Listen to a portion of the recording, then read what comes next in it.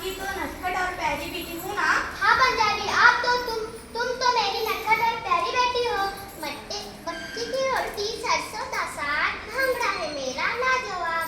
आप सबको सत श्री अकाल, की हाल चाल? नमस्कार, कसा आहे तुम्ही? बरा आहे ना? मी कोल्हापूरची लवंगी मिरची आहे.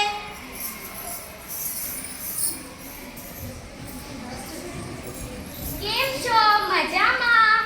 ખબર પડી છું? હે છું ગુજરાતી.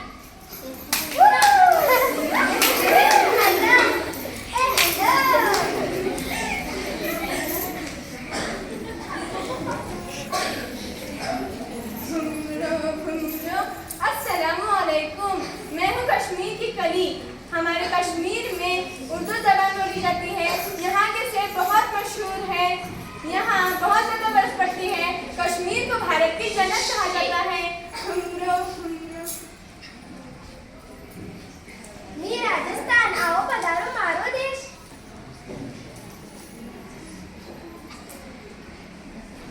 वड़क्कम, नान किया साग किया अय्यो, इडली सांभर डोसा.